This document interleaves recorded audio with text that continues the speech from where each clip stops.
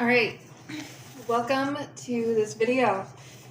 This first of multiple different videos in my Reading Books to You series, bringing you Astrology for the Soul by Jan Spiller, where I've talked about this in my previous video briefly, and I did say I was going to start off with the Egyptian Book of the Dead first, but I'm actually going to go ahead and start with an astrology-based book, because I was already talking about astrology prior to this series, but at the same time, it's very interesting to me to learn about more of astrology than I already know, or just other perspectives on astrology. So we're going to start the series with an introduction to the book, and after the introduction, she has a how to use this book section, and then in my next video, concluding this intro, we'll be going into detail on the North Node / Rahu in the 12 zodiacal signs in the 12 houses. So for example, North Node in Aries and North Node in the first house, and then North Node in Taurus, North Node in the second house. I'm pretty sure that's what it is.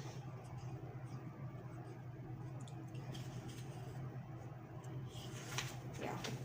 Okay. So let's start off with the introduction. This book contains my professional secrets, the methods I have used to successfully read personal astrology charts for the past 20 years. Many of my colleagues think I'm psychic. That may be true, but it's not the primary mindset I use when I look at an astrology chart. To interpret a chart with confidence and accuracy, astrologers must have a starting point, an area they focus on when they first look at an individual chart. It may be the sun sign or the position of the moon, the eclipses, the major aspects, the number of planets in fire, water, earth, or air signs. Each astrologer has his or her own personal entry into accessing, seeing, and interpreting the rest of the chart. I use the nodes. The nodes have never failed to give me the information I need to correctly guide the individual in achieving success, self-confidence, and balance within the personality. The accuracy of my readings is not due to psychic talents, but rather to my attention to the activity of the nodes. When I look at an individual astrology chart, I first notice the position of the north and south nodes of the moon, also known as Rahu and Ketu, by sign and by house. Then I notice the geometric relationships called aspects by astrologers that the nodes are making to other planets, and any unusual circumstances with the planets that rule the signs the nodes are in. The aspects are so important that they deserve a book of their own. This information will be covered thoroughly in a subsequent volume about the nodes. Suddenly, the whole chart comes alive, and I can understand the individual challenges this person has, and the qualities of character that need to be developed for success and fulfillment in this lifetime. Accuracy. It is not necessary to have a belief in astrology in order for this book to be of value to you. Astrology, if explored from a psychological or scientific level, has nothing to do with belief. It's practical. It has to do with gaining knowledge and doing experiments. Are these psychological profiles offered by astrology useful tools of self-knowledge for you? Are the timing predictions astrology can make when based on your full birth chart helpful in using your time more effectively? In evaluating the truth of the material presented in this book, it is important to listen to your own inner knowing and past experiences. Regardless of what others may think, only you know the nature of your own internal battles. If you choose to do some of the experiments suggested for balancing your Rahu personality type, again, Rahu, North Node, same thing. Look to your own energy for confirmation of whether or not you are on the right path. If, after running one of these experiments, your energy level soars and you feel happy and free, you are on path. Trust yourself. If not, try a different experiment. You will know if you are on track by whether or not you feel happy and or free. If some of the suggestions made in your Rahu section do not feel right to you, then trust yourself there as well. It may be an area that you've already overcome, or that for some reason is not fully applicable to you. It's like trying on a pair of shoes, only you know whether or not they fit. Again, trust yourself. Some of these suggestions might be frightening at first because they're new for you, but if they feel right to you, if they seem accurate, take the risk and set them in motion. You'll find yourself emerging from your experiment with a sense of fearlessness and self-confidence that's permanent. You'll know changes are taking place because things that bothered you just a few weeks or months ago won't get to you anymore. Your friends may still be feeling those things, but you'll be feeling something else, a peacefulness that has eluded you in the past. For each of us, our deepest core issues are shown in the sign and house positions of the Rahu node at the time of our birth, also known as the North Node. However, in the process of writing this book, I realized I had unresolved issues in signs other than my own nodal sign and house. The difference is in the depth of dysfunction. If a person has Rahu in Cancer or the fourth house, the issue of releasing control, trusting, and openly sharing feelings is huge. It's like chipping away at a block of granite. But someone whose Rahu is in another sign may also have difficulty with sharing feelings openly. Reading the chapter on Rahu and Cancer may help them heal their issues of vulnerability and suggest practical approaches to create balance and ease. The difference is that it won't be as difficult to apply the suggestions in these alternate areas as it will be in the area of your own nodal placement. For example, I have Rahu neither in Aries nor in the first house, but when I was working on the Aries North Node chapter, I realized that I had problems with self-assertion and some of the other issues that those folks are working out. In the creative process of writing that chapter, something in me was healed, and I spontaneously began asserting myself more constructively and being more honest, and my life became a whole lot easier. Once I got it, it was easy for me to adjust and change. However, in the sign and house containing my Rahu, it's a lot tougher. I started getting it 20 years ago, and I'm still working through it. Compassion through knowledge. When astrology is approached from a level of true open-minded understanding, it leads directly to unconditional love. When you fully understand a person's inner mechanics and where their glitches are, how can you be angry with them? We are all doing the best we can with the light we have and seeking to overcome our imperfections. Why? Because it's practical. The glitches get in the way of getting what we want. We are all in this together. Sun sign astrology, such as the horoscopes covered in daily newspapers and magazines, are predictions that take into account only the sign position of the sun, also known as pop astrology. Full natal astrology takes into account the sign positions of 10 planets. The sun and moon are considered planets in this context, as the galaxy is seen from the point of view of its effect on the Earth, the axis that was active when the individual was born, and several other points. The nodes, Rahu and Ketu, eclipses, and so on.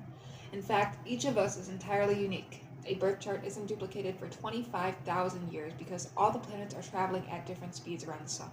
And the moment you took your first breath, all of humankind, all the people alive at that time, passed through that moment with you.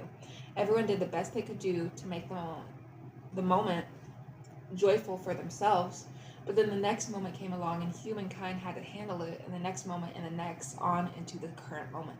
But at the moment when you were born, it was stamped on the cellular level of your very being, and it remains a part of you. With that connection, you took charge of purifying that moment for everyone else on the planet, and you alone have the power to perfect the moment of your own birth. It's as though you took that sliver of time, slowed it down, and stretched it out to last an entire incarnation.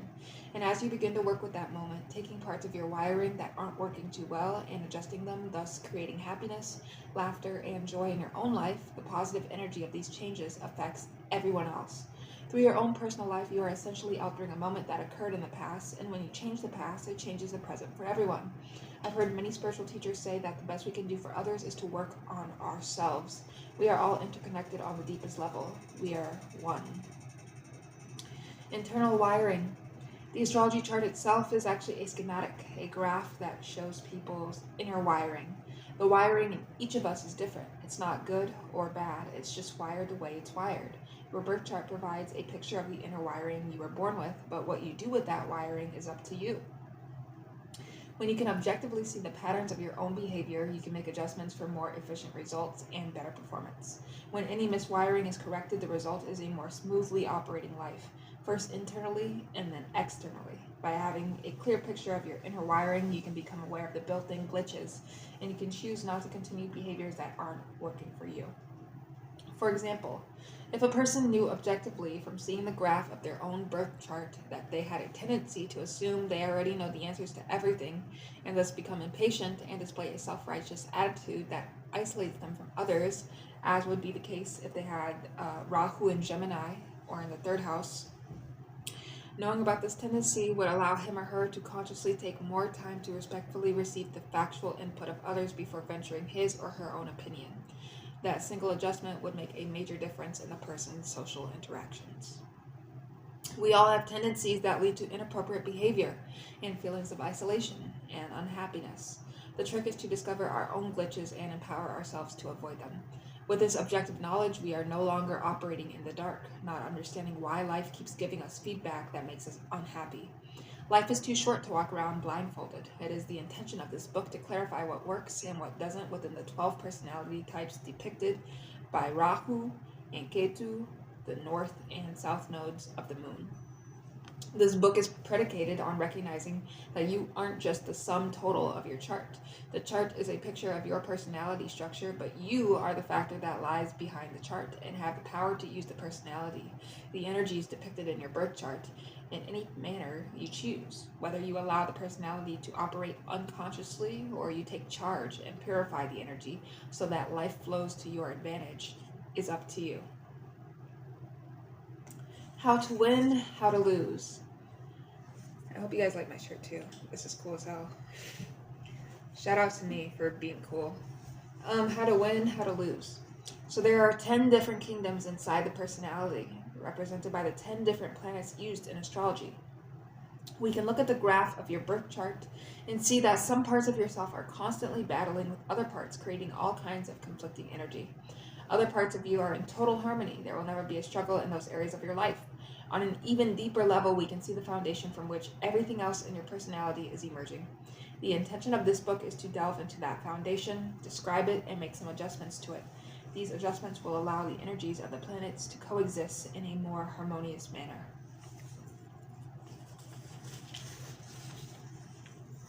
Imagine that there is a natural general within you around which everything else is willing to unite at a moment's notice. All you have to do is sound the bogle call of that general. And right away, the parts that are warring with each other will drop their weapons and line up behind the general. The parts of you that are at peace and perhaps getting a little lazy will hear the call, get off their duffs, and also line up behind the general. When this happens, you instantly feel united and centered, and the outer situations in your life begin to change. Most important, your relationship to those situations shifts. From this new vantage point, you see clearly what to do, and the action you take will automatically succeed. In your chart, the north node of the moon represents that general. Once you access the underlying formula for uniting and balancing your inner self, it's like a particle of magic. It will work 100% of the time in every situation in your life. If you just remember to remember the formula and are willing to try running the experiments that will allow the inner energy and thus the outer situations to shift to your advantage. In the beginning, doing these experiments may not be easy. It may even be frightening. For example, if you are in the group whose Rahu is in Cancer, you don't know that being vulnerable and revealing your feelings and fears is going to work out for you. You weren't used to being vulnerable in your past lives. As a matter of fact, you may feel as though you're going to die if you actually reveal your true feelings. Everything in you may resist it. And yet, if you do it anyway, a shift will happen for you. You'll find that something did die, but it wasn't you. It was a fear that had attached itself to you. When you ran the experiment, that fear dissipated, and you emerged with a new sense of fearlessness and confidence. But it's up to you. Nothing happens unless you take the risk. Positive action is the remedy for fear. In examining the position of your Rahu, you are looking at the basic lesson underlying this entire lifetime. Therefore, the changes may not happen all at once. Keep in mind that as you take steps in a new direction, you're going against habits that have become deeply ingrained over many incarnations. That's why you need to keep remembering to remember to do things in a new way and keep moving toward resolution of the past life imbalances you've inherited. The purpose of this book is not to give you another tool to make yourself wrong and pick out past life habits you haven't given up. Its purpose is to show you how to experiment with doing things in a new way. You'll find that every time you remember to apply the formula, the situation shifts to your advantage and the world validates you. Yet, even in the face of success, sometimes remembering to apply a new pattern takes time. It's a process after all. Simply reading the chapter on your Rahu will make a difference and start a process of natural change.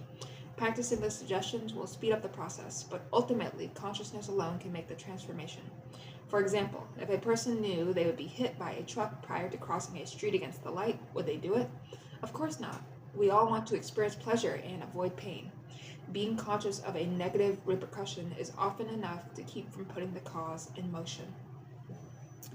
Again, just making it clear, I'm reading from Astrology for the Soul by Jan Spiller. Astrology, material success, and spirituality. Material fulfillment is never the key to permanent, unbroken bliss. It is always temporary, and dissatisfaction always follows on the heels of simple material satisfaction. The ultimate resolution to the search for happiness is spiritual. Yet sometimes there is a worldly desire deep within us that cannot be denied or forgotten. It must be materially realized to be released. To illustrate this point, consider the story of a Buddhist master who was getting on in years and noticed that one of his favorite disciples had still not reached full enlightenment and bliss. This disciple had been with him for 3 decades, had been totally devoted to his master and strict with his practices, and yet he still had not reached that highest state. One day the master said to his disciple, "Come, I am going on a pilgrimage, and you may come with me." They walked for miles into the outlying mountain range. The days became weeks, then a month passed, and still they continued on their journey. One day the master stopped and, pointing to a hill in the distance, said to his disciple, "Do you see that mountaintop?" The mist was just clearing from the top of the mountain, revealing a large castle at its summit, shimmering in the rays of the sun. Disciple: "Yes, master." Master: "And do you see that home standing on the summit of the mountain?" Disciple: "Yes, master." Master: "For many lifetimes you have desired a home, and that desire has remained unsatisfied. It is the final thread that binds you and blocks your enlightenment and unending joy. None of the practices I have given you have dissolved that deep desire. Therefore it must be manifested. That is your home now. You own it." At that instant the disciple became fully enlightened. Some worldly or material desires we can dismiss simply because they aren't that important to us. After a time we can let them go. Others will not leave us until we have manifested them on some level. Once the personality has been successfully integrated, desires that are of lesser importance begin to fade away, and those that demand manifestation can be more easily obtained in the material world. It is the purpose of this book to offer a formula that will facilitate a practical reintegration of the personality structure, so that the individual can more easily gain the material experiences sought. Once the mechanism of self or personality is working efficiently and producing happy results in our daily lives, our basic needs are met and we become open to a higher level of happiness and fulfillment beyond identifying with personal ego and gaining strictly material rewards. As desires are met and outer goals are no longer so compelling, the personality relaxes. Within this calm, we are open to higher states of consciousness and the deeper happiness that is our natural state, what the Bible describes as experiencing the kingdom of heaven on earth. How to use this book. What the nodes are. So the nodes of the moon are not planetary bodies. They are points formed by the moon's orbit around the Earth intersecting with the Earth's path around the sun. The direction of the nodes is counterclockwise. The north node, Rahu, is the ascending node, the point closest to our north pole. And the south node, Ketu, is the descending node, the point closest to our south pole. They are always exactly 180 degrees apart. Some astrologers use the true node calculation, which takes into account the actual wobbling of the moon's orbit, and some astrologers use the mean node, which does not take the wobbling into account. I use the true nodes. The true node and mean node positions are never more than 1 degree 45 minutes apart from each other. The nodal axes. All the planets have a north and south node, which I'll be calling the north node, Rahu, south node, Ketu. The nodes covered in this book are Rahu and Ketu, north and south nodes of the moon, also known as the nodal axes of the chart. The information in the chapters is actually a description of the northern-southern nodal axes, although for the sake of simplicity, I have simply called it the north node position. The south node position in the chart, located at the point exactly opposite of the north node, depicts an aspect in our character that has been overemphasized in past lives and thus tends to take over the personality in this lifetime and throw us off balance. When we are acting without awareness, we tend to act out the South Node Ketu position in response to our environment because we have been accustomed to that approach working to our advantage. However, in this lifetime, our experiences show us that approaching a situation from the stance shown by the position of the Southern Node in our chart is no longer working.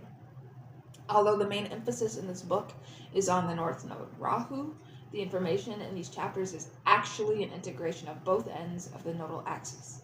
When astrologers refer to the nodes, they are generally referring to the north and south nodes of the moon.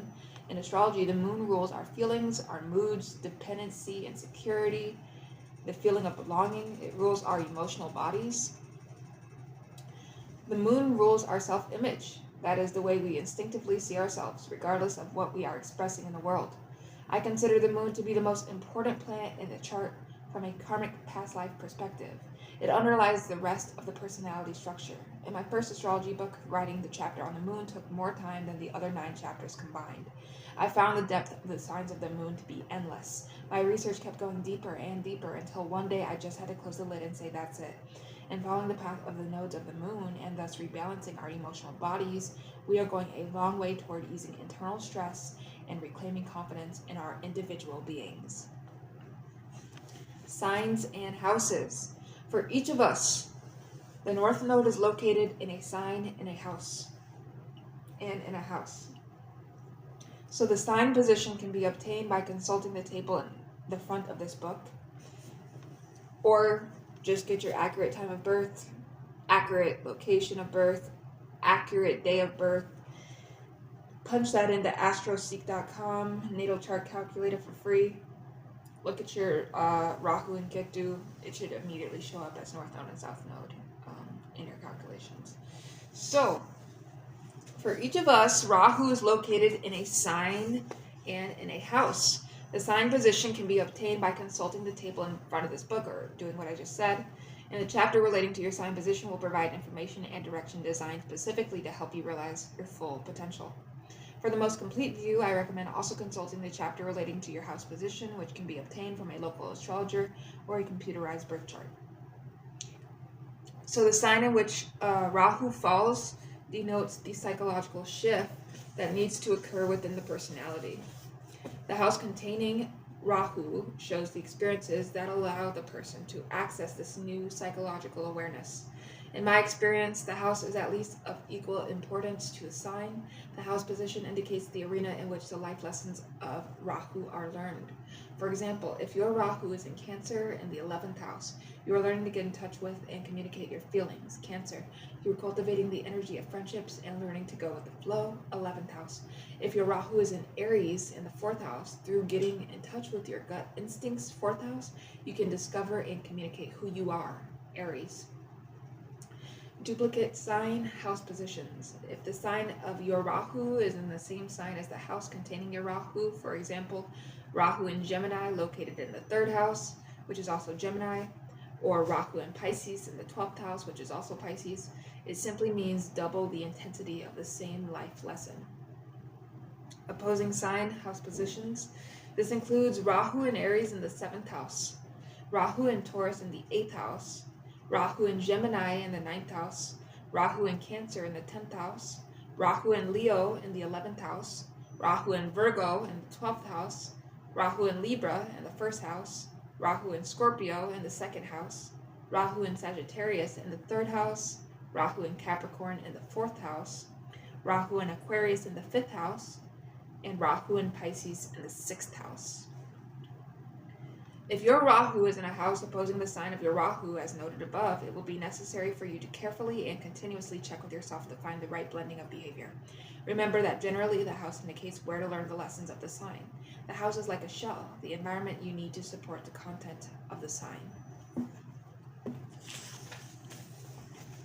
For example, if your Rahu is in Aries in the 7th house, you are learning to develop a new sense of self-identity, Rahu in Aries, through becoming aware of the identity of others, Rahu in the 7th house.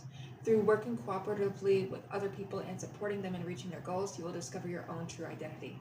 However, when you turn that around and focus on yourself, you lose your identity in trying to please others and be the nice person they expect you to be. In this case, the key to self-identity would actually lie in helping others in their search for identity. Overview. Each chapter in this book begins with an overview. The purpose of the overview is to offer a quick reference point and a way of remembering a practical formula for achieving your life purpose. In a stressful situation, which is when you have the opportunity to implement a new choice and behavior that can lighten your karmic load, it's useful to have a simplified way of remembering how to win, how to lose, to hold on to, and practice. In working with the material presented in the overview, I recommend that you take 1 or 2 points that seem the most relevant to you, and then consciously practice to purify those qualities in yourself. Little by little, as you practice, the self-defeating tendency will dissipate and joy will begin to take over. Then, when you are ready, choose something else to let go of or consciously practice developing. It's a process. Although it takes effort and may seem like a tremendous personal risk, once you move forward, you will never be pulled back into the fears and limitations of the past. Some qualities take more time than others to purify or to let go of.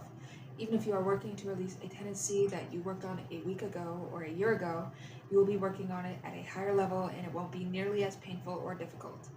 In this way, growth is more like a spiral than a circle. As you progress, you will find life a lot less threatening and things you desire manifesting more easily and naturally.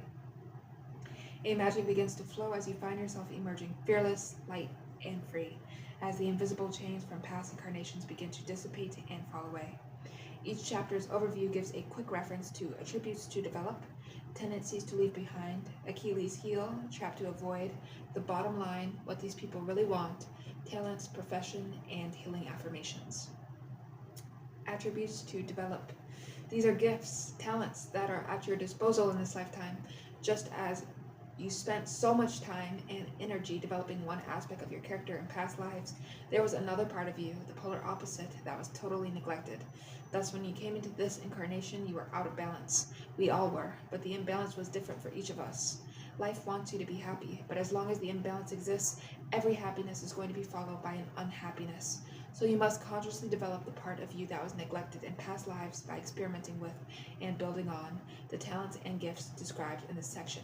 It's like a muscle that hasn't been used. Once you start exercising it, pretty soon it's built up and balanced with the rest of you. Developing the tendencies in this category will enable you to win every time. Tendencies to leave behind. These are tendencies that you and members of your group were born with. In past lives, these behaviors served you well. When you acted from these motivations, you won. So you came into this incarnation with a subconscious memory of success, and you keep pursuing the same behaviors that enable you to thrive in your past lives. However, in this incarnation, these same patterns do not work. That is, they don't produce success, confidence, and ease. If you look back over this lifetime, you can see that these behavior patterns have never worked for you, although you keep enacting them over and over again. These qualities in and of themselves are not negative, but they do describe part of your character, your charter character, your fucking NPC lifestyle that was overdeveloped in past lives. Lifetime after lifetime, you kept strengthening this one part of yourself from every possible direction until it grew out of proportion. So in this incarnation, it is set up in your astrology chart for these old patterns not to work. Basically, following the tendencies in this section will cause you to lose every time.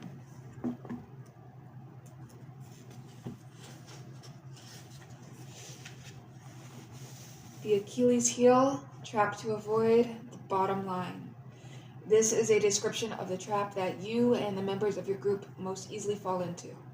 The temptation that is so attractive that it's easy to falter and go back into negative past life tendencies. It's a part of you that is magnified in this incarnation. An appetite so exaggerated that it's like a bottomless pit that can never be satisfied. This is the red flag category. When you find yourself driven by these motives, your best bet is to walk away because you're going to lose. What these people really want. This category represents an integration of past life motivations and present life gifts. It means having the experiences we were born wanting, manifesting the desires in our hearts, through using the new tools that we were given in this lifetime to balance the personality. In the beginning, it can be useful to exaggerate, totally negate in our own mind, the past life tendencies and concentrate fully on the present life qualities to be developed. It's the pendulum principle. Swinging too far in the opposite direction can help us come back to the middle. Ultimately, it is through combining past life strengths and present life gifts that we gain true fulfillment. But the past life paradigms are strong, and initially the individual may have to blow them up. or walk away from them altogether just to get the energy moving in the right direction. Talents, profession. This is a description of talents bequeathed by the nodal positions that could easily be turned into professional success in this lifetime. For a total picture of the profession or vocation, I recommend that the full astrology chart be consulted. Healing affirmations. These sample affirmations are designed to diffuse the obstructive energy of past life tendencies and release you into the vibrant freedom that is available in the current incarnation. The best way to use this section is to choose one affirmation that feels particularly strengthening for the qualities you want to develop. Then throughout the day, experiment with saying that one affirmation to yourself in different situations until the quality within that you want to strengthen is reinforced and energized. When that particular affirmation is no longer potent for you, which may be a matter of a month or several months, then choose another and experiment with that for a while. The affirmations are best used by choosing only one during any specific period, depending on what you resonate with at that point in your development. Personality. In each chapter, this section deals with the idiosyncrasies of each group and how they differ from other groups, their special mannerisms, concerns, unique feelings, etc. In our own experience, it feels as though we are working with this karma only on the personal, individual level. However, as we clear out the negative energy in our own lives, members of our nodal group, all those who have the north node in the same sign, let alone the same house in the same sign, are also purified and advanced. The energy of our entire group will support us internally in learning and growing. We aren't in this alone. Needs. Those factors discussed under the needs category specific to each group are valid desires. We do not have to change our essential selves or invalidate our needs. However, for success, it is sometimes necessary for us to alter our approach, the way we go about getting our needs met. This section describes our basic needs for security, what they feel like internally, and the best ways to fulfill them without getting off track. Relationships. This section examines how those in our group view relationships, their patterns of relating, and the special tendencies, obstacles, and resolutions that emerge when they are in a relationship, especially a close relationship, such as marriage or partnership. Goals. This section deals with the group's orientation toward goals, their strengths and weaknesses in obtaining what they seek. The information can assist group members in seeing their blocks, thus empowering them to overcome their inner obstacles and achieve their external goals. Healing theme song. Music has a special way of making magic in our lives, as it has access to a part of our brain that isn't touched by the written word. The people in each nodal position face a different set of challenges, so I have written lyrics for theme songs uniquely suited to reaching and healing the underlying misunderstandings in each group. These songs are designed to shift the energy in a positive way that can come most effortlessly through music.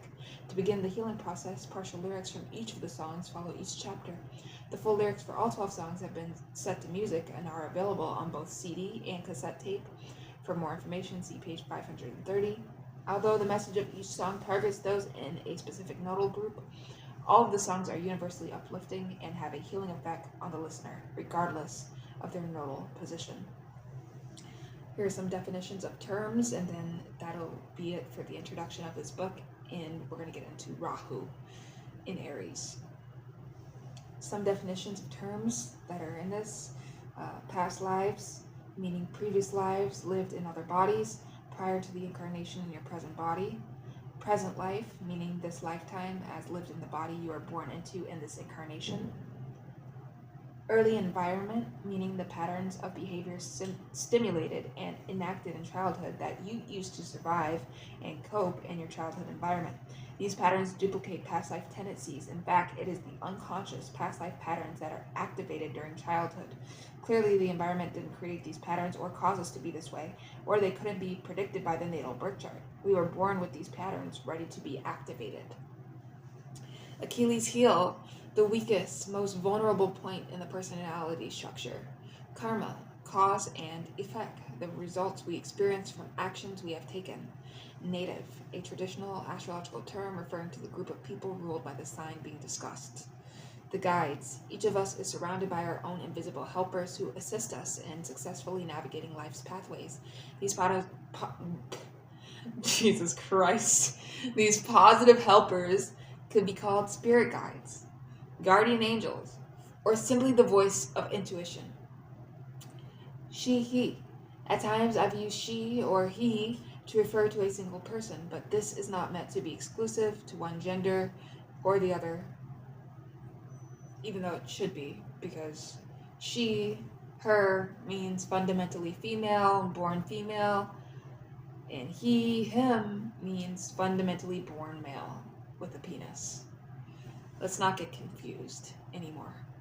I don't want to see it anymore. In the next few years, we're definitely going to see some reversals. But next I'm going to go ahead and talk about Rahu in Aries. And what does that mean to have Rahu in Aries? Also, Rahu in the first house. Here's an overview really quick. Attributes to develop. Work in these areas can help uncover hidden gifts and talents. Independence, self-awareness, trusting one's impulses, courage, constructive self-interest, moderation in giving, and self-nurturance. And I actually have this placement. Rahu in Aries. But for me, it isn't in the first house, it's in the 12th house. Yep, I have Rahu and Aries in the 12th house, and I have Ketu and Libra in my 6th house. So, anyways, let's talk about tendencies to leave behind if you have Rahu and Aries or Rahu in the first house. Working to reduce the influence of these tendencies can help make life easier and more enjoyable. Seeing oneself through others' eyes, debilitating selflessness, being Mr. or Mrs. Nice, obsessive attachment to fairness and justice, codependence, attachment to external harmony, and tit-for-tat mentality. Let's talk about the Achilles heel, trap to avoid the bottom line first. Because I'll be talking about Rahu and Aries, and it's actually going to be, just making sure I have more pages. It's going to be 62 pages, and I'm just talking about Rahu and Aries, folks. So this is going to be a very long series. Bear with me. The Achilles heel, Aries Rahu, people need to be aware of is a preoccupation with justice. My survival is dependent on everyone playing fair with me. This thought should signal that they are on shaky ground. These folks are very giving by nature, yet their need for justice and absolute fairness is a bottomless pit. They can start playing fair with themselves by not giving beyond a point that feels comfortable, even if they know that nothing will be reciprocated. The trap that Aries Rahu people need to avoid is an unending search for an ideal, committed partnership. If only I can find the perfect partner, I'll feel complete within myself. The feeling of completeness they seek can only be achieved individually. It will not be the byproduct of a relationship, no matter how wonderful the partner is. The bottom line is that they'll never gain enough approval from others to have permission to be themselves. At some point, they must take the risk and pursue activities that are meaningful to themselves. The irony is that once Aries Rahu people go in their own direction, the appropriate people will be drawn into their life to support them. What these people really want. What Aries Rahu people really want is to experience happiness, harmony, fairness, and support with one partner whom they love. To achieve this, they need to be their own partner first. By getting to know themselves, they begin to do the things that bring them joy and increase their level of self-nurturing, so they feel strong, confident, and supported. As they treat themselves more fairly, they will feel the sense of balance and justice they seek. Only at this point can they establish a healthy partnership wherein two individuals share equally with each other without feeling debilitated. Talents, profession. These people need to be able to do their thing according to their own impulses without being limited by the input of others. They are the leaders, the innovators, the pioneers. They need a profession that allows them the independence to follow their own instincts. They are successful in professions that require initiative and independent action, as surgeons, technicians, or entrepreneurs, for example. From past lives, they have the gift of being able to see the other person's point of view and negotiate diplomatically to ensure fairness. They can use this innate ability to further their own success. However, in professions that emphasize mediating as a final goal, they are generally not as energized as when they use their negotiating talents to reach their own independent goals. Healing affirmations specific to Aries Rahu people. When I trust myself and follow my impulses, everyone wins. Before I can support others, I have to learn how to nurture myself. I can help others best by truly being myself.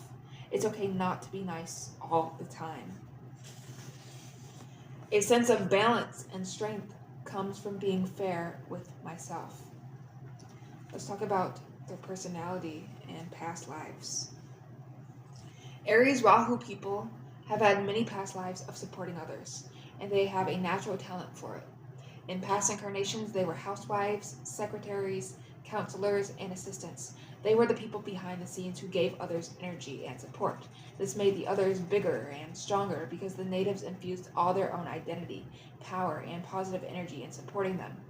Aries Rahu people also have had a lot of householder lifetimes and are accustomed to merging their energy with those in their immediate environment. To support others successfully, they developed tremendous awareness and sensitivity. Their tools were love, reassurance, gentle words of encouragement, and confidence that the other person would emerge victorious in any situation. Their focus was the other person. Whenever they saw their partner lacking confidence or needing support, they stepped right in to help.